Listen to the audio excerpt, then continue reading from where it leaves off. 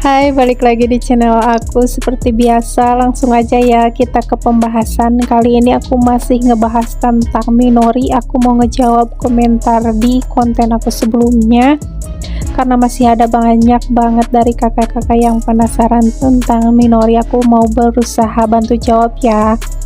Untuk pertanyaan pertama, ada yang tanya, Kak, untuk panggilan setelah ngisi biodata itu berapa lama? Katanya aku udah 3 minggu gak ada panggilan gitu.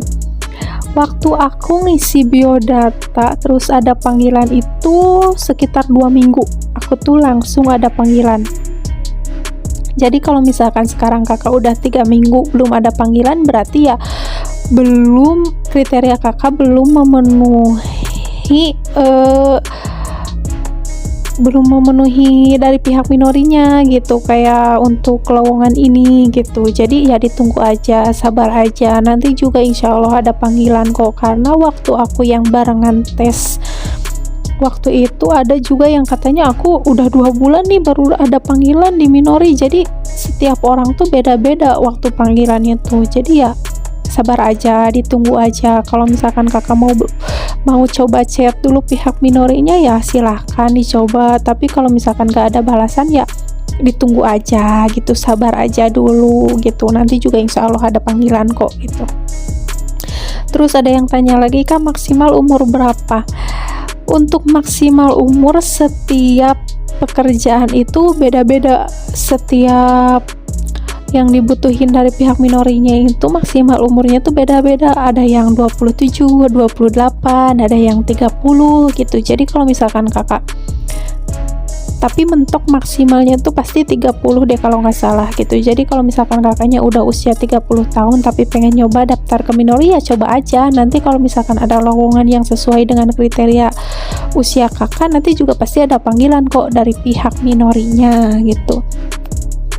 Terus ada yang tanya lagi, Kak, untuk setelah ngisi biodata online itu kan di sampingnya tuh ada tes psikotes online sama tes mata, itu harus diisi. Itu tuh nggak usah diisi ya, nantinya itu diisinya tuh kalau kalian udah ada panggilan.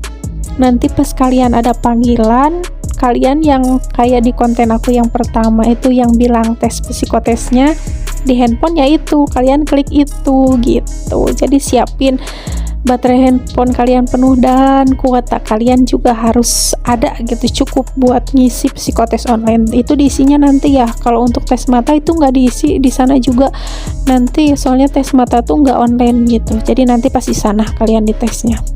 Jadi untuk tes psikotes online sama tes mata itu tuh nggak usah diklik. Jadi kalian tuh isi biodata diri aja yang online itu gitu. Isi biodata diri yang kayak pendidikan kayak gitu juga diisi ya.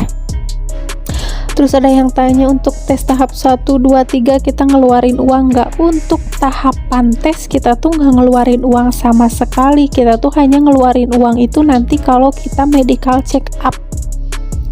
Kalau kita medical check up itu tuh uang pribadi, itu tuh uang kalian harus bayar sendiri gitu. Kayak medical check upnya tuh sekitar kurang lebih 1,5 juta gitu. Jadi kalau medical check up itu kalian bayar sendiri. Tapi kalau misalkan untuk tes tahapan tes itu kalian tuh nggak ngeluarin uang sepeser pun. Nanti juga pas pendidikan kalian nggak ngeluarin uang sama sekali, karena kan di Minori itu udah dari awal kita semua kan udah tahu kalau dari Minori itu enaknya itu ada dana talang gitu. Jadi untuk pendidikan, untuk seragam, untuk nanti ongkos keberangkatan kita tuh nggak ngeluarin sama sekali. Itu tuh udah ditanggung sama pihak Minorinya ya. Meskipun nanti kita udah di Jepang, kita tuh nanti harus ganti uang itu gitu. Tapi menurut aku itu worth it sih, kayak ya nggak apa-apa, kita nanti enak kalau misalkan udah di Jepang kita yang harus bayar daripada kita harus bayar apa-apa di muka. Kan berat juga ya, kita harusnya nyiapin uangnya gitu. Jadi ya kalau di Minori dana talang gitu, enaknya tuh ada dana talang. Jadi kita tuh nggak usah ngeluarin uang sepeser pun. Nanti pendidikan pun kita tuh dikasih uang jajan, kalau nggak salah tuh kata si bapaknya tuh 500.000 per bulan gitu. Itu tuh juga bersih buat jajan doang maksudnya, karena kalau pendidikan yang nggak online kita tuh kan makan dikasih gitu. Jadi enak di Minori itu ada dana talang gitu, menurut aku enak. Tapi ya aku aku mau coba nyari tahu kalau misalkan di LPK lain tuh kayak gimana ya, kayak yang nggak pakai dana talang.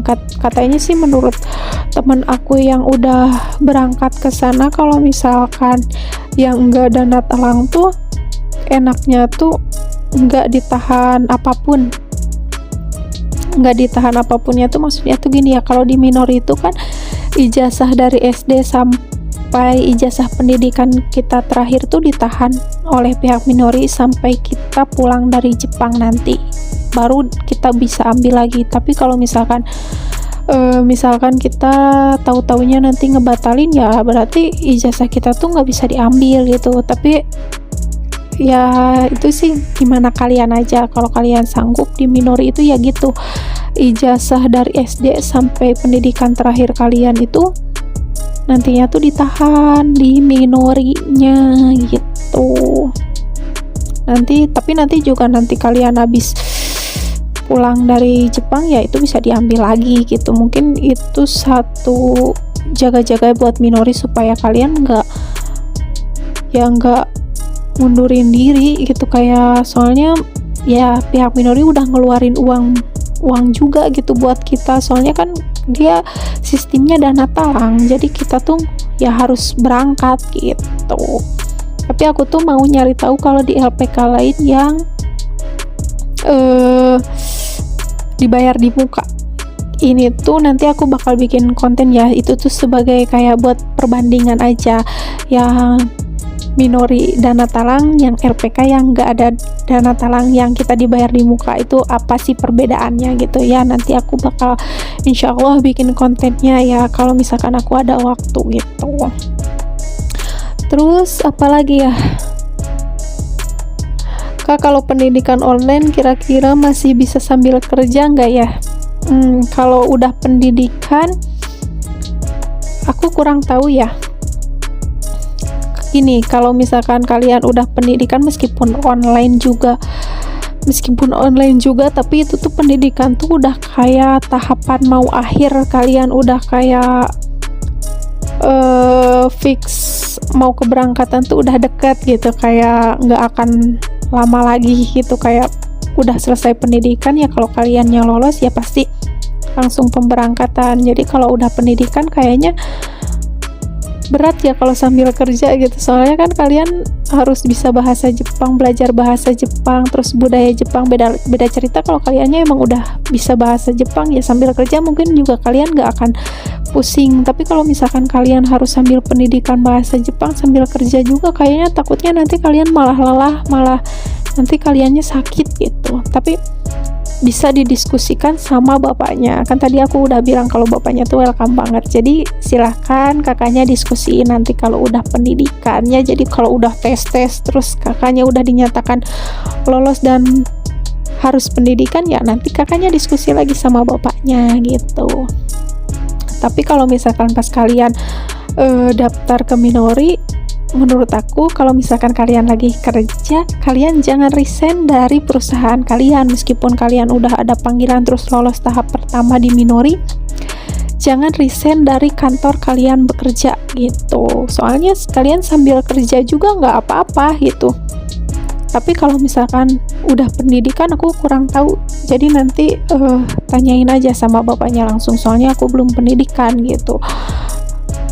Kalau misalkan kakaknya udah lolos tes tahap 1, tahap 2, terus udah dinyatakan kayak pendidikan, ya kakaknya nanti tanyain aja ke si bapaknya, Pak boleh nggak sambil kerja gitu. Tapi kalau misalkan baru tes tahap 1, kakaknya lolos, terus kakaknya udah resign dari perusahaan itu, jangan. Tetap aja kerja dulu sebelum fix, pasti jangan resign dari perusahaan. Soalnya pihak minori juga nggak apa-apa kalau misalkan kalian ngelamar ke minori terus udah tes tahap 1, tahap 2 kalian masih kerja, itu juga nggak apa-apa. Banyak kok, kayak kemarin aku tes sama barengan orang-orang yang masih kerja juga, terus kata si bapaknya, iya nggak apa-apa, kalian jangan resign dulu dari perusahaan gitu sebelum fix dari sini lolos gitu. Jadi jangan dulu resign buat kalian yang kayak mau tahap 1 gitu. Meskipun udah lolos tahap 1, tahap 2 gitu juga jangan dulu resign gitu. Tapi kalau udah ke tingkat pendidikan nanti kalian konsultasi lagi sama bapaknya gitu. eh Kayaknya udah deh, udah terjawab semua komentarnya. Segini aja dulu ya kontennya, jangan terlalu panjang, nanti takutnya juga kalian jenuh. Oh iya, lupa tapi satu lagi. Kalau misalkan kalian udah daftar di Minori, terus kalian nggak datang, kalian bakal ada panggilan lagi nggak? Kalian bakal dapet panggilan lagi kalau misalkan pas di WhatsApp kalian nggak balas untuk hadir. Jadi misalkan kalau kalian nggak, kan kalian disuruh klik hadir, misalkan nama hadir, kehadiran gitu, kalian nggak usah balas aja. Misalkan kalian nggak mau ada panggilan di Minori di bagian pengolahan makanan, tapi kalian nggak mau di bagian pengolahan makanan, ya udah kalian nggak usah balas apapun gitu, biarin aja WhatsAppnya. Nanti insya Allah bakal ada panggilan lagi dari pihak Minorinya di bagian apa, beda lagi gitu.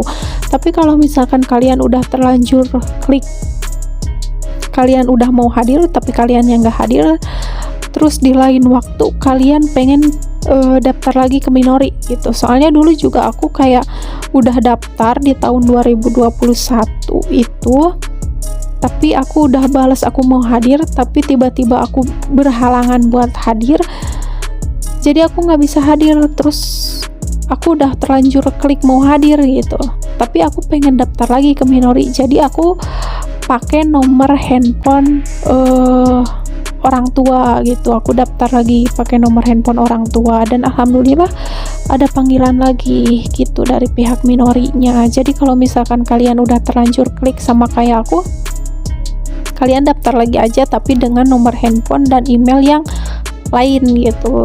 Nanti juga insya Allah ada panggilan lagi. Oke, segitu dulu aja konten hari ini, pembahasan kali ini. Soalnya takutnya panjang lebar, nanti kalian juga malah bosan kayak akunya terlalu banyak ngomong.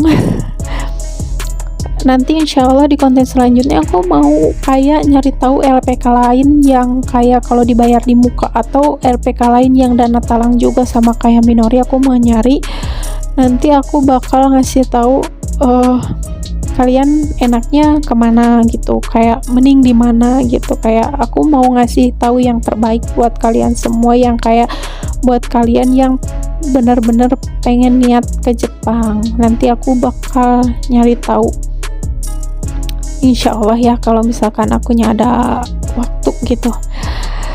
Dan jangan lupa komen, like, and subscribe biar akunya tambah semangat bikin kontennya gitu.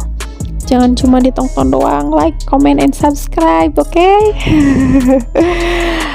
Oke, segini dulu konten kali ini. Mohon maaf bila banyak kesalahan, dan semoga pertanyaan kalian jawaban aku membantu, dan semoga kalian mengerti gitu. Jadi terima kasih udah menonton. Bye bye, see you next time, and bye.